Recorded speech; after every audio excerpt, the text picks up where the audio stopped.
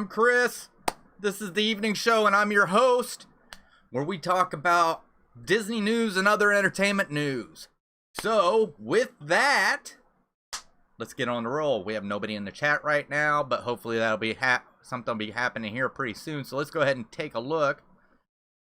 All right, what do we got? What do we got? What do we got? Here we go. Here we go. All right, this comes from AOL. The Disney Princess dinnerware sold out everywhere last year, and now it's back. Our team dedicated to finding and telling you more about the products and deals we love. If you love them and decide to purchase through the links below. Okay. If you're a big fan of all Disney and already have the Disney Park Monopoly game that keeps selling out or frequently make Mickey Mouse's waffles on the weekend, you're going to love the latest collectible to add to your collection. Last year, I couldn't browse the internet without seeing these Disney Princess dinnerware plates being promoted and shared, so of course they eventually sold out across multiple retailers, including Target and Amazon. Oink Toys, the retailer and the internet famous dinnerware sets, specialized in licensed collectibles like Funko Pop figurines, Star Wars, and Marvel merchandise. Now they have a brand new Princess set that's available for pre-order as of June 8th and will be available to ship starting June 15th. Like the first collection from 2019, which included the Castle of Princesses, Cinderella, Jasmine, Ariel, and Belle, the new collection is a 16-piece set that features 4 new princesses: Aurora from Sleeping Beauty, Mulan, Tiana, the Princess and the Frog, and Rapunzel from Tangled. With the Princess dinnerware already being a viral sensation, we're guessing the company's latest launch is going to sell out fast. Included in the set, you'll receive 4 12-ounce mugs, 4 2-cup bowls, 4 10.75-inch dinner plates, and 4 7-inch dessert plates. With everything you need for 4 guests, you'll be set for a princess-approved dinner. Plus, now that the first collection is back in stock, you can buy both to serve up 8 people. At $120 each, the sets are affordable considering they're also collector's items and ceramic. For both parties and weekend dinner, this dishware still instantly adds that touch of special magic to your home. And yes, you can finally eat like royalty without cost of an expensive trip to the Disney parks. So, let me pull that up for you just real quick.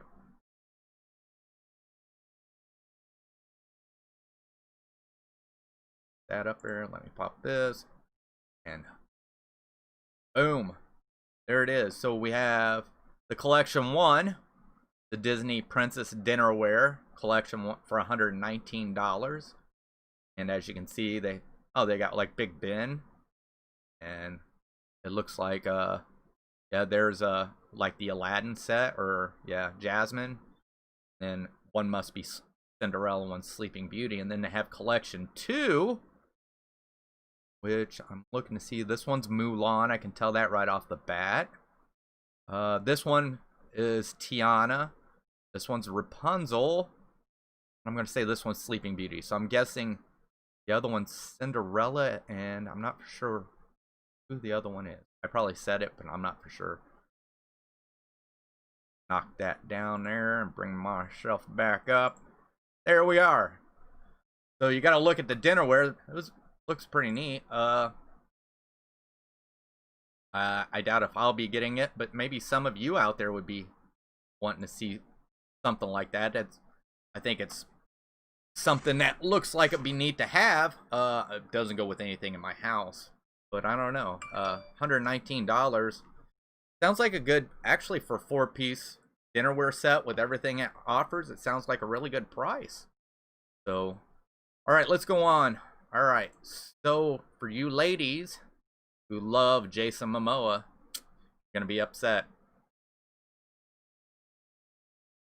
Because what I'm reading is Spider-Man 3 Marvel fans shouldn't expect Jason Momoa to play Kraven. Marvel Studios is struggling in the wake of the coronavirus pandemic and has been forced to delay the release of its blockbuster movie, Black Widow. However, fans are speculating just as much as ever and are eagerly looking forward to the eventual release of the as yet untitled third installment in the Tom Holland Spider-Man series. With more and more information slowly being leaked about the film, fans are taking to Reddit to discuss who could portray the villain in the film. And many fans have bet squarely on another major star, Jason Momoa, being named as a big bad. What has been revealed about Spider-Man? The coronavirus pandemic threw the film industry for a loop, and even though things still aren't back to normal, Marvel Studios is trying to pick up the pieces and move forward with their upcoming projects. Spider-Man 3 is up next for the studio, and even though filming hasn't started yet, it is expected to begin this fall. Although the title has not yet been officially revealed, some sources claim that the title will be Spider-Man Home Run. Tom Holland will be returning to play the web slinger, joined by Zendaya as MJ. The rest of the cast remains unconfirmed, although it seems likely that Marissa Tomei will be reprising her role as Aunt May. Jon Favreau will also likely be returning as Happy. The film's villain has not yet been revealed, although many sources have claimed that the iconic comic book character Kraven, the Hunter, will be tapped to track down Spider-Man. When it comes to who could play Kraven, there is even more uncertainty. Fans think that Jason Momoa could play Kraven in Spider-Man 3. Jason Momoa is a major movie star, best known for his role in Game of Thrones. The muscle-bound star is a fan favorite and has both the intensity and the talent to portray a comic book villain. Therefore, many Marvel fans have picked Momoa as a likely candidate to portray Kraven in Spider-Man 3. In a recent Reddit thread, fans speculate about the possibilities of Marvel picking Momoa for the character. One poster said the role of Kraven the Hunter would suit Jason Momoa perfectly, while another stated that Momoa definitely could do the character of Kraven justice. The idea of Momoa as Kraven isn't a brand new idea either. For months, fan art has been circulating that features Momoa dressed as the character, as Cinema Blend reports. A few others names mentioned as candidates for the role of Kraven includes Luke Evans, Pedro Pascal, and Javier Bardem. When it came to the idea of Momoa snagging the role, some posters brought up possible blockers that could prevent Momoa from getting cast in any Marvel film, not just Spider-Man 3. It is unlikely that Jason Momoa will appear in a Marvel movie. For one thing, Jason Momoa is already a major star in the DC universe and has earned acclaim for his portrayal of Aquaman. It seems unlikely that DC would want their star portraying a villain in another major franchise. Another possible issue is that Momoa might have inadvertently started beef with Marvel, according to Collider. A fan asked Momoa to sign a poster with the eloquent phrase F Marvel. It was confirmed to be a joke, but still many Marvel fans and possibly even Marvel executives could take issue with him being cast as a major Marvel character. Finally, Jason Momoa might be too expensive for the studio to hire for a one-time role. Momoa makes in the big bucks and has a net worth of around $14 million, according to Celebrity Net Worth. It seems much more likely that the character of Kraven will be inhabited by a smaller, though no less talented actor such as Pedro Pascal, who has already become a fan favorite due to his work in The Mandalorian. I think Jason Momoa would be awesome for this character. I don't know if Pedro Pascal would be the greatest. I think there'd be others that I would think would be more suited. I would go with more like I'm trying to think of his name. Can't think of it. But Jason Dean Morgan, that would be a good one. I mean, he is older, but I would go with him. I might have said his name wrong. Let's see, who else? There was somebody else on my mind. Oh, Gerard Butler. I think he'd make a great Kraven too. So, but we're gonna find out who it is here pretty soon anyway, or here in the future anyway. All right, next up. Universal and AMC theaters make peace. Will crunch theatrical window to 17 days with options for PVOD after. All right. After AMC CEO Adam Aron publicly threatened that he would never play Universal movies as long as the studio had a plan for simultaneously theatrical PVOD releases, like Trolls World Tour, the world's #1 exhibitor of and the Hollywood studio, have broken bread with the following multi-year agreement. Universal and Focus Features releases will play at AMC theaters for a 17-day exclusive theatrical window. After that time, Universal has the options to make such titles available on PVOD platforms, including AMC Theaters on Demand. In the coming weeks, the two companies will begin talks surrounding international distribution agreements in this country and Europe and in the Middle East served by AMC. One of Universal's big picks this year abroad is MGM's Bond movie, No Time to Die, being released in November. From what I hear, if a movie is performing like gangbusters at the box office, i.e. like a Get Out or Fast and Furious movie, Illumination titles, or Jurassic World, Uni won't simply cut and run and put the feature on PVOD. There's apt to live the green of the theatrical run. So, sounds like whatever they had with them. Hey, how you doing? Kat, how you doing? So yeah, so it sounds like they had some beef between them. Maybe now they're getting things settled out. So that's awesome. All right, so let's see what do we got next. We got some Star Wars news. Star Wars: why George Lucas added Jabba the Hutt and Boba Fett into A New Hope. George Lucas added Jabba the Hutt and Boba Fett to the special edition of A New Hope. So we take a look and explore why he made those changes. Now this is a little old, but here is why George Lucas added Jabba the Hutt and Boba Fett to the original Star Wars movies. I'm doing great. Let's see. Here's why George Lucas added Jabba the Hutt and Boba Fett to the original Star Wars movies. To commemorate a New Hope's 20th anniversary, Lucas released a special edition of the Star Wars trilogy in 1997. While this gave viewers the opportunity to see the three movies on the big screen once again, it wasn't without controversy. Longtime fans took issue with a number of changes Lucas made to the film, with Han Solo's confrontation with Greedo being perhaps the most infamous example. To be fair, some of the Star Wars Special Edition alterations are positive, but audience felt other were largely unnecessary and made the film worse.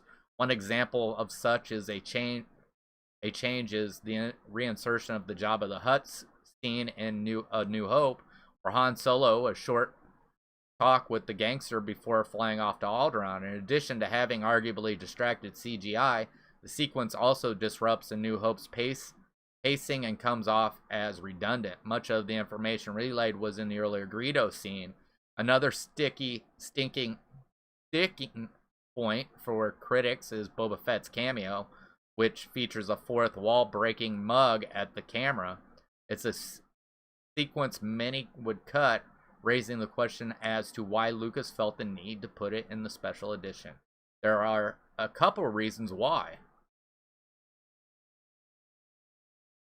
It was always the plan for A New Hope to have Jabba scene. During production, Lucas shot it with actor Declan Mulholland standing in for Jabba. The idea was Mulholland would be replaced by a creature added in post. However, technology was very limited at the time, and Lucas also didn't have the money required to finish the scene as he wanted. Neither of those things were an issue when Lucas revisited the film for the special edition, and he was able to create a digital Jabba the Hutt so the scene could finally be a part of A New Hope. This is in line with Lucas's claim that the special edition allowed him to realize his full vision for what the Star Wars trilogy could be. The technology finally caught up with the idea. Yeah, I can see that. I mean, I don't have a problem with that scene being added in. I don't think it takes away from it. I think, the thing is I like the idea of actually seeing Boba Fett before Empire Strikes Back. I like the idea of having Jabba in there as well. So, because you get an idea who Jabba is before Return of the Jedi. So, I have no problem with it. I love Star Wars, whether with it in, with it out. All right. Moving on, Universal Orlando 2020 Halloween Horror Nights is officially canceled. Here's what to know. In some not so spooktacular news, Universal Orlando's and Universal Studio Hollywood have announced that they will hold off on this year's Halloween Horror Nights events in order to focus exclusively on safety opening the theme parks for daytime guests amidst COVID-19 concerns. A pop-up on the Halloween Horror Nights website reads, "We know this decision will be a disappointment to our fans and guests. We are disappointed too, but we look forward to creating an amazing event in 2021. I mean, excuse me. I know this is a big event down there, and a lot of people usually go, and it's sad to see that they won't be doing it. I've seen a lot of vloggers who go over there, and they do really good videos during that time, and I know my daughter enjoys it when she goes over there, and I'd love to see it sometime for myself, but I've never been to Universal. Most of the times we go down there, we don't have time to go to Universal. We're always at Disney. So, but maybe someday I'll be able to get in there. All right, let's see. All right, this comes from Cinema Blend. The Star Wars project Captain Marvel's Brie Larson missed out on.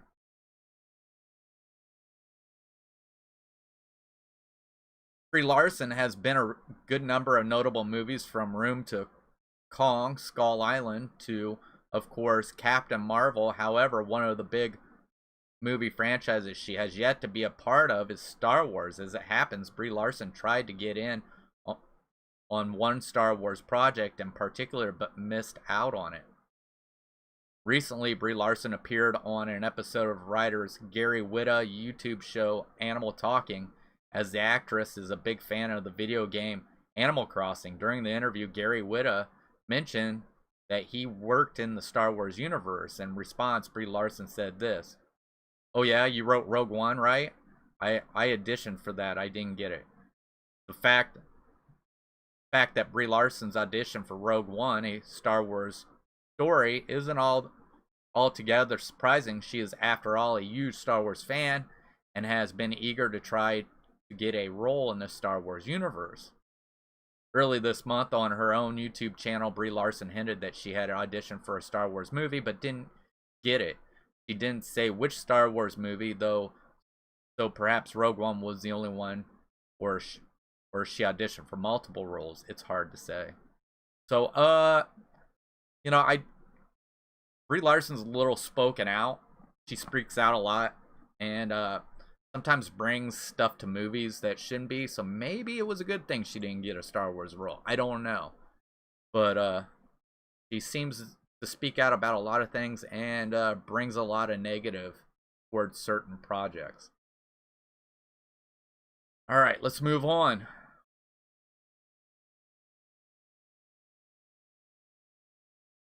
This comes from WDW News Today. Construction complete. Most percentage reveals in new Fantasyland at Tokyo Disneyland.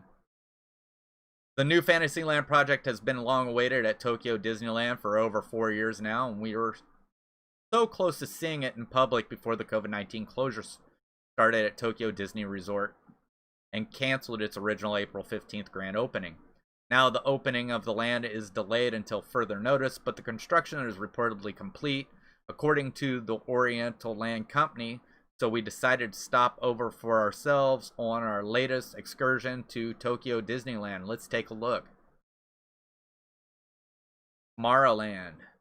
We began our journey today in Tomorrowland. There's the Atom sculpture wrapping have been removed. There's also a lovely flower bed below the sculpture for some extra color.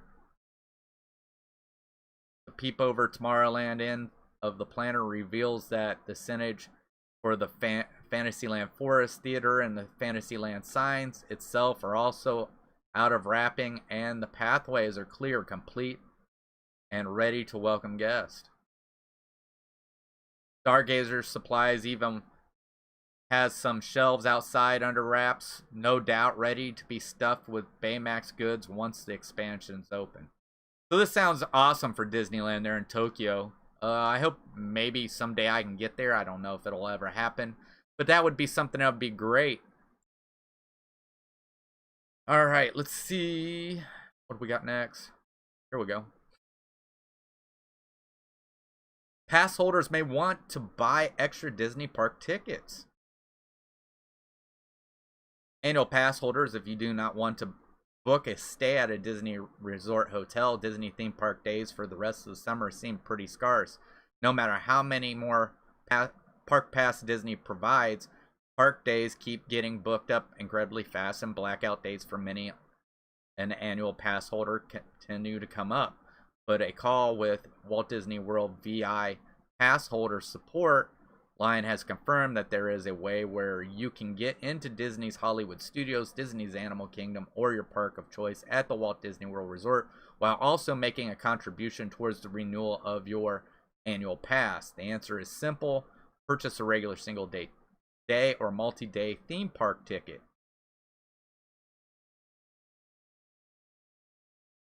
There is a surplus of Disney park passes available for theme park ticket holders, and Disney's VI pass holder support line confirmed that it is possible to have the cost of theme park tickets go towards the cost of your annual pass, but there are some conditions. 1. It only works if you purchase and use the theme park ticket within the 60 days renewal window of your annual pass.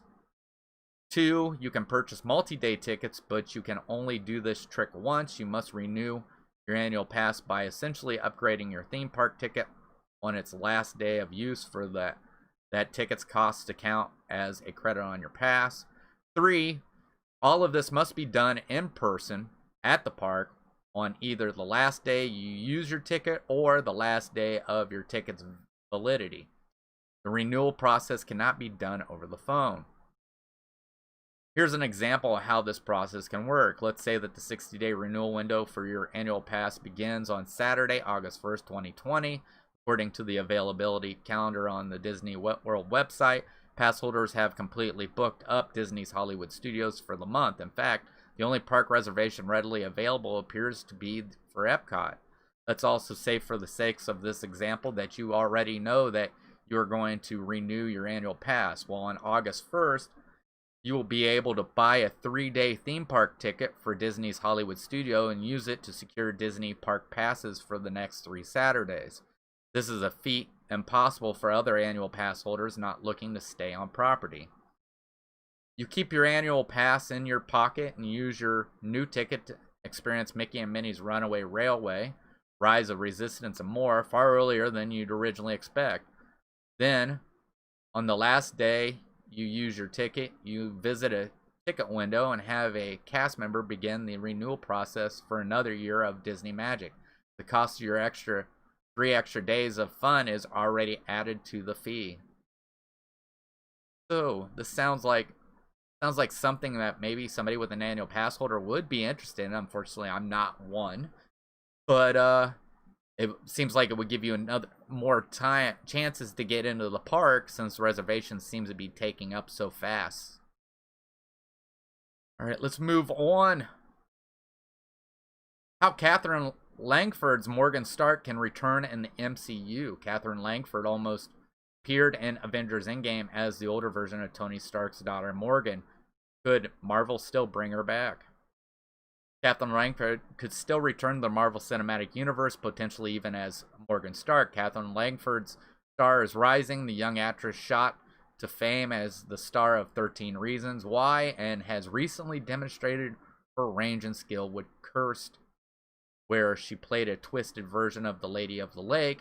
In addition, she came within a hair's breadth of enter the Marvel Cinematic Universe, filming a scene for Avengers Endgame alongside Robert Downey Jr.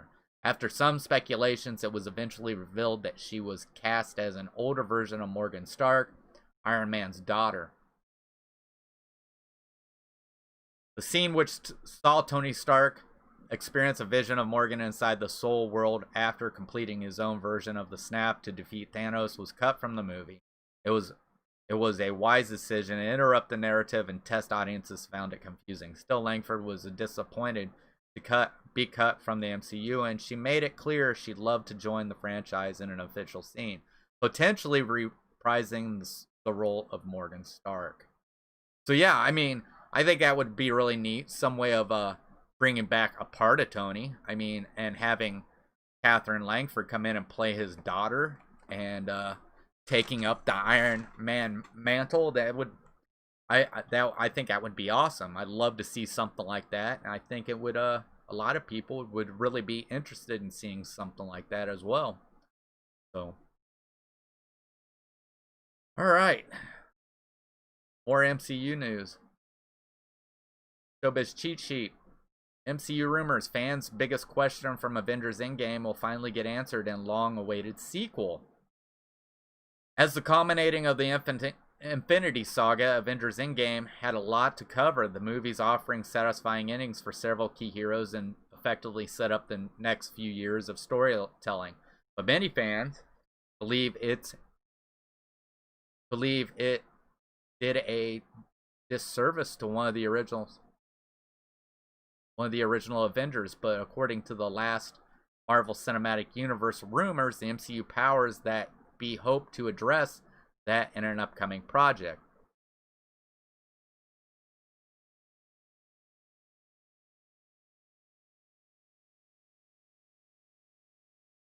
Yeah, I think I've seen that too, Kat. But yeah, right. Yes, I've seen that as well. That Miss Marvel will be on Disney Plus. Yes. Yeah.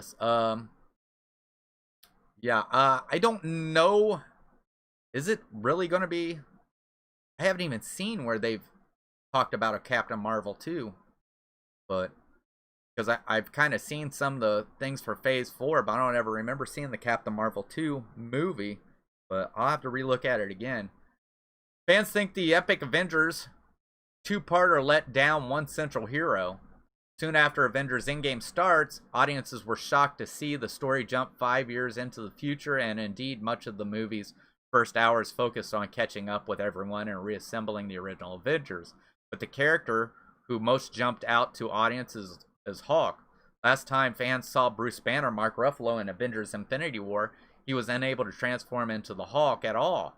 Suddenly, after the time jump, Banner and Hulk have merged into what is known as Smart Hulk. The hero quickly explained he took time in the Gamma Lab to figure it out. But some fans weren't satisfied by the sudden shift, and with She-Hulk coming to Disney Plus, it seemed like Banner's time in the spotlight has passed after all. The MCU is poised to replace just about every original Avenger in Phase 4, so no wonder Hulk's Avenger Endgame story left some fans cold. The origin of Smart Hulk might be in the works at Marvel Studios. Now, according to We Got This Covered, Marvel Studios plans to explore Banner's journey to becoming Smart Hulk. For years, the notion of second MCU Hulk movie following 2008 The Incredible Hulk seemed impossible due to right issues, but WGTC claims Marvel has sorted that out. The Hulk sequel will reportedly focus on the period between Avengers Infinity War and Avengers Endgame, but it will also serve as a Hulk-centric sequel to the latter movie, and that way the Hulk story could connect directly to the She-Hulk, with Ruffalo has revealed he may appear in. So that would be kind of cool, actually, to see Mark Ruffalo show up in the She-Hulk show. Alright. Oh, here we go. More Disney news. Latest Disney World survey shows concerns. The Walt Disney World Resorts continues to survey guests regarding their latest visits to the parks, but unlikely the past surveys we have reported on, this last survey has less concerned about how their guests rated their experience and more focused on the detail of their trip. Where did you come from? How did you get to the park? And who were you with? These questions appear to reflect the current concern surrounding the global pandemic. After visiting mega resorts from July 17th to the 19th, 2020, during which time I shared my experience with the modified character interaction and dinner at the boathouse. I received a survey from Disney asking me Essential asked me the following questions. Where did you come from? The survey began with telling Disney where I was from and providing my zip code. Then they asked me separately when I was arrived in and left Central Florida, and when I arrived and left the Walt Disney World Resort.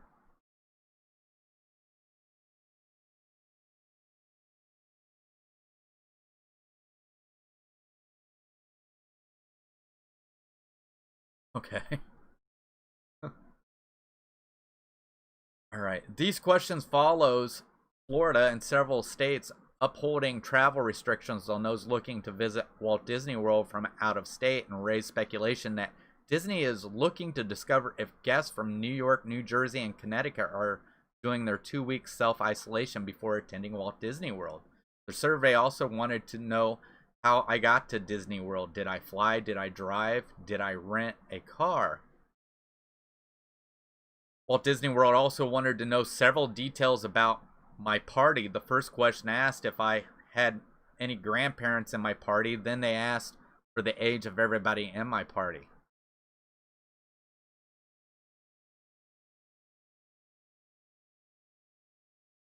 They also asked me how many people were in my party. Has been reported that people of certain age can be more susceptible to the global pandemic than others. One can speculate that Disney wants to get a sense of which demographic are returning to its theme parks because of those paralleling statistics. What did you do at Disney World is another question. The survey also asked me about my whereabouts while on Disney property, asking me confirmed where I went each day and how I got there. Which parks did I visit? Did I use Disney transportation? Did I drive myself, or did I take some other third-party transportation? So to me, it just sounds like Disney is trying to gain as much information as they possibly can. And, you know, to me, with information, it just gives you an idea of what's going on and everything like that. I don't see any problem in that. Every place does it. Every place they want to see how they can better keep their customers safe, or how they better quality for their customers and stuff like that. Hey Rachel, thanks for coming in. So let's go ahead and move on. All right. So here we have it. Star Wars rumor: Lucasfilms moving forward without Ray Park as Darth Maul following Instagram post. All right, I kind of skipped on this yesterday. So, will Ray Park continue to play Darth Maul? Read on to find out. Fans have been eager to see more Darth Maul in live action for quite some time. At the tail end of the Solo, a Star Wars story film, they got just that. Sure, the movie itself didn't do amazingly, but it did have interesting implications for the world going forward. It seemed like only a matter of time until we saw Darth Maul come back. After many years, it seemed possible that actor and martial artist Ray Park could return to the beloved Star Wars role. Several days back, we reported an interesting rumor about that. The rumor came from the Direct and stated that Darth Maul would be appearing in several live-action series on Disney+. This included a series that would reportedly feature Darth Maul as a main character. Admittedly, we cannot confirm those specifics of those details, but we can confirm from our source that Disney did plan on bringing in Darth Maul to some extent. And then there was a strange post on Park's social media that surfaced that same day. All I will say was that the video was sexual in nature. Knowing Disney's history, it seemed only a matter of time until some action was taken. According to sources, Lucasfilms and Disney have taken such actions. More specifically, the studios have decided to move forward with Darth Maul without Ray Park. This is exactly a big surprise. While the circumstances surrounding posts from Park were unclear, a few scenarios look good for the martial artist. Disney has never been a studio to court controversy, so the easiest move for them would be to move on from Park. After all, Darth Maul is a character with paint over his face, so finding someone else to work with would be a bit easier than in the most situations. But who would replace Park? Sam Witwer seems like the obvious choice since he voiced Maul in the animated series. Plus, if you shaved his head and put on it the necessary makeup, you would likely get something not too far off from what we'd picture Darth Maul as. That being said, there are no details on how Disney plans to move forward. All we know right now is that they won't be moving forward with Bray Park. So I can understand them doing what they're doing. Ray Park really probably shouldn't have done what he done. And I'm not going to exactly go into detail. I had actually read it and decided not to put it in the news yesterday. And but I'm sure you can find it for yourself about an Instagram post he made. I believe it was Instagram. It may have been Twitter. I know it just said in there. Oh, it's Instagram. So if you want to check that out, you can go look for it yourself. But, you know, like they said, there's a lot of people out there that are martial artists. They might not be as skilled as what Ray Park is, but there are some that can take that role up just enough to give us Darth Maul back. So I think it'd be great to start seeing him maybe in some of the Disney Plus shows, or even somewhere in another movie would be great. No, I haven't, Rachel. I haven't got out of the house, really. So plus Margie's working over, so it's kind of hard to get anywhere. I am going somewhere this weekend, but it's not in that direction. So, but if I see something while I'm someplace else, I'll see about getting it for you. All right, let's see. Muppet Vision 3D is a spot of pure sunshine in a busy Disney day. Jim and Jane Henson rolled out the first Muppets in 1955, and ensuing the 65 years have given the franchise time to expand into a virtuality every medium from film and TV to music and theater and onto internet memes, vines, and an AR app. There's an awful lot of hit Muppet history to sort through, but inevitably we all have our favorite Muppet moments. As the newest Muppet TV series Muppets Now heads to Disney Plus on July 31st. Okay. Polygon Entertainment writers are spending the week looking back on Muppet creation that have meant the most to us over the years. All right, let's see. My favorite Disney World Park is Hollywood Studios because it has an identity crisis and does not know what it wants to be. Honestly, relatably, when its first opened, Hollywood Studios, then titled MGM Studios, was supposed to be a celebration of movie making magic, but now it's sort of a dumping ground for everything Disney owns that isn't related to animation. Tucked among new shiny lands like Star Wars Galaxy's Edge and Toy Story Land is a small Muppet-themed courtyard which boasts only one attraction and one resort or restaurant. This corner was originally supposed to be a fully fleshed land, completed with the Muppets themed parody of my favorite Disney attraction, The Great Movie Ride, but the deal with the Henson Company fell through after Jim Henson's death, but that's okay, because in that little quiet corner of Hollywood Studios, right next to the entrance to Galaxy's Edge, is one of the most enjoyable Disney World experiences, Muppet Vision 3D. Muppet Vision 3D, one of the last projects Henson worked on, combines kooky 90s 3D effects, audio animatronics, practical 4D effects like bubbles, smells, and poofs of air, and a little live performer. The ride-through video of the experience can only capture so much of that makes this attraction special. Yeah, the effects are hokey and dated, but unlike the other park attractions with 4D effects, it works here because Muppet Vision 3D is a time capsule of the 1990s. There is never a line at Muppet Vision 3D. It isn't a particularly long experience, but every moment from the short wait and preceding video to the final cannonball, it is hilarious. Full to the brim with Muppet wackiness. Yeah, I love the Muppets. I mean, that down there at Disney World, it's one of my favorite things to go on at Hollywood Studios, besides, of course, there at Star Wars Galaxy's Edge. And I've always been a big fan of Muppets ever since I was a little kid. And yeah, I love that place. I hope it don't go anywhere. But I say, hey Jeffrey, thanks for coming in. All right, no problem, buddy. And I think that's really is a great ride. I hope they don't do away with it. I really don't. I know it's been around for a while and it hasn't been drawing very many people. But yeah, that's gonna be doing it. As for me, just a little bit of news. I have my orientation for my new job. I do have to drive up to Fort Wayne the day that I go.